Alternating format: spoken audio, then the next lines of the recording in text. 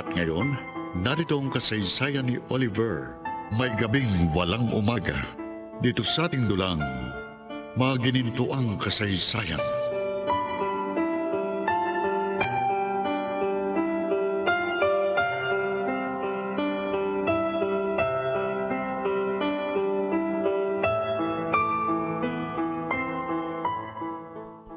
O ano, Oliver? Ang sarap magluto ni Tita, di ba? Oo, Leandro. Sobrang nabusog ako. Oo. Ang sarap ng igado nyo ni Tita Agatha. Ay, salamat naman at nagustuhan mo. May ginawa rin akong dessert. Sandali ha? Lalagyan ko kayo. Baka naman nagpagod kayo at nangusto, Tita. Ay, hindi. Tinulungan naman ako ng kasambahay namin. Libangan na talaga ni Tita ang magluto at gumawa ng dessert, Oliver. Teka nga pala, si Roselia ba? Marunong ba siya magluto? Masarap din siya magluto. Wow, parang perfect na pala siya. Oliver, Ma- yun bang Roselia ang girlfriend mo? Ay, hindi po. Secretary po namin siya ni Daddy. Pero bagay sila, Tita. Kaya nga, binubuyo ko siya dun eh. May problema nga ako doon. Problema? Kasi hiniling ni Daddy na ligawan at pakasalan ko si Roselia. Si raw ho ang gusto niyang manugang. Oh. Kita mo na. Pareho kami ng tingin ng daddy mo kay Roselia. Kung wala mang girlfriend, bakit hindi mo i-try, iyo? Oo nga. Tita, Wala namang masamang sumunod sa payo ng magulang. oh, I'm sure, kabutihan mo lang ang kanyang hangad. At tandaan mo, Oliver, ha? Ang love, nade-develop yan.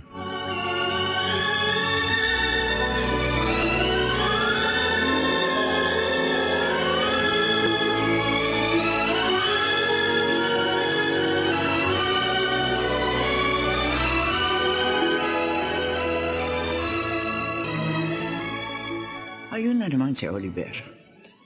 Nakatanaw sa malayo. Parang may malalim na namang iniisip. Ilang araw ko na siya napapansin ganyan. Bakit kaya? Baka naman naalala niya si Geraldine. Ay, akala ko pa naman, nalimutan na niya babaeng manlulokong yun. Pero parang hindi pa rin pala.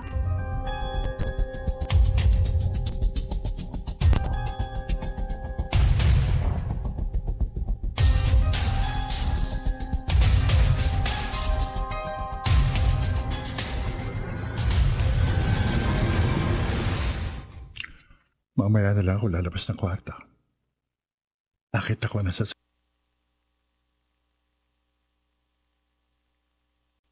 labas si Daddy. Iiwasan ko na lang muna siya. Baka kasi kausapin niya uli ako tungkol sa inihiling niya. Hindi ko pa alam ang isasagot ko. Alam ko hindi mahirap mahalin si Rosario. Hindi lang siya maganda sa panabas na niyo. Marami din siyang magagandang katangian. Kaya lang, handa na nga kaya akong muling magpahal? Sa bagay, ilang buwan na rin mula nang magkahiwalay kami ni Geraldine. Pero paano si Romel? Ano na lang ang sasabihin niya sa akin? Siya gagalit yun. At malamang, masira ang pagiging magkaibigan namin.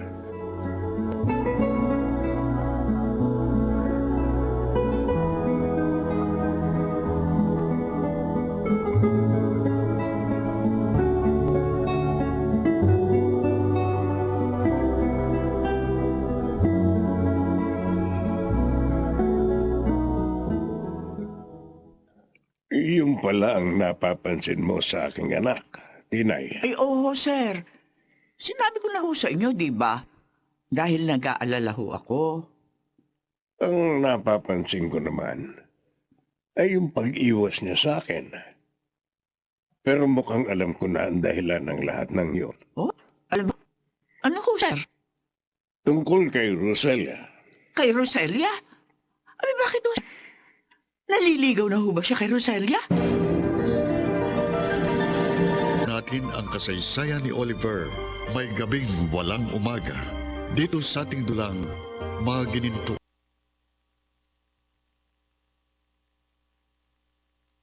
kasaysayan.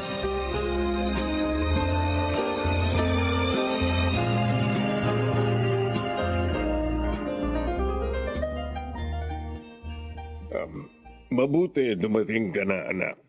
Bakit ho, Dad? May nangyari ho ba rito? Wala naman. Pero tumawag si Limuel. Si Limal? Dumating na ho ba siya? Hindi pa. Hindi ka raw niya makontak. Kaya dito na lang siya tumawag sa telepono. Ano kasi, nalobat yung cellphone ko kanina. Ngayon ko lang ho na-check eh.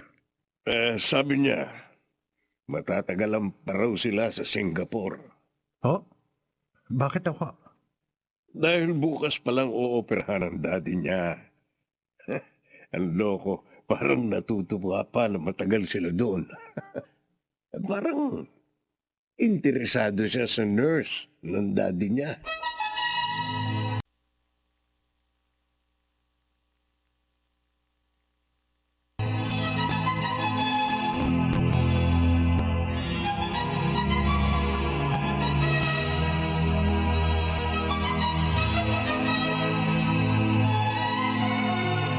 Parang nagustuhan ng kaibigan mo na dating nanligaw kay Roselia.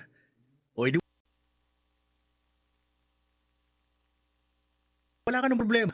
Ligawan mo na. Palagay mo, yun ang dapat kong gawin? Oo naman. Baka maunahan ka pa ng iba. Swerte mo na sa kanya. Ang lakas talaga ni Rosel. Sa'yo. Lalo ng daddy mo. Magaan din ang loob sa kanya. At pareho kami. Kahit hindi ko pa siya kilala. Well, pag-iisipan ko pa ng kaunting panahon, Leandro. Para maihanda ko rin ang aking sarili.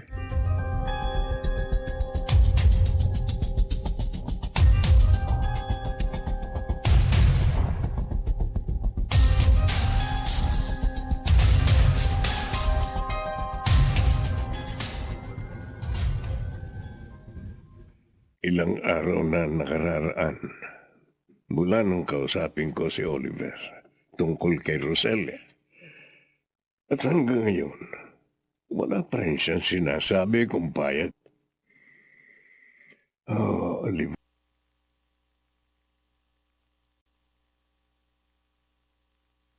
Pero anak, huwag ka sanang magdamdam sa akin. Kabutihan mo lang ang hangad ko. Kung ang Gerald Dineo ng makakatuluyan mo, alam ko, kapahamakan ang aabutin mo. Kahit na nga, sinabi niyang ikaw ang ama ng dinadala niya. Hindi ako naniniwala doon.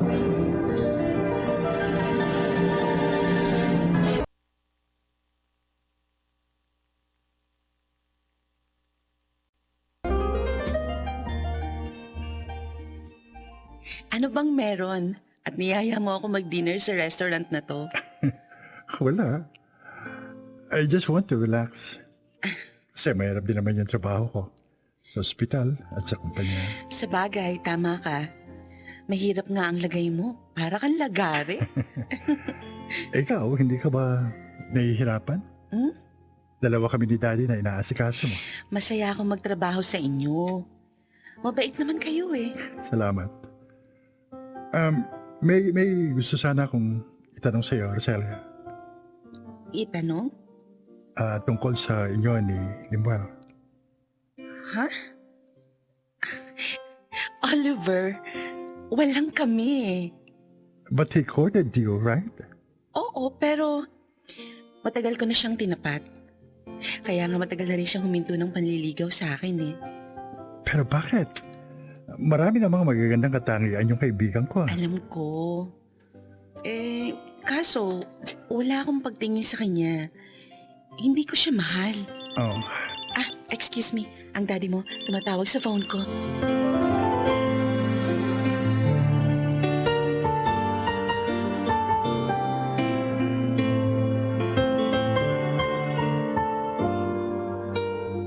Basta ang dinner date niyo ni Roselia, anak.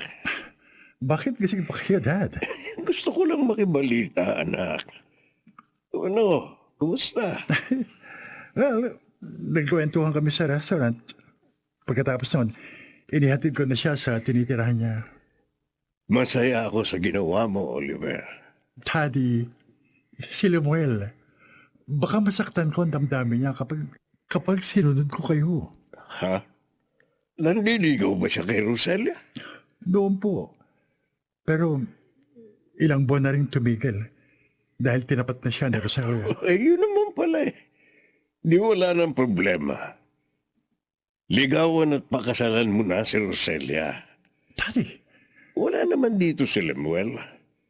Matatagalan pa sila sa Singapore. At palagay ko naman, mauunawa ang kanya.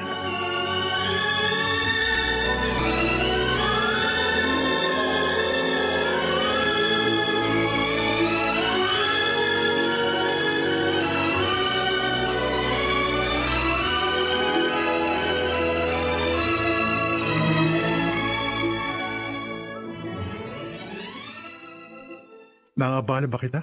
Of course not. Actually, I was about to call you. Dumating ka nga lang. Bakit? Ipapakiusap ko sanang tulungan mo yung mag-inang kapitbahay ko. Tulungan? Oo. May problema daw kasi sa puso yung anak niya. Hindi nga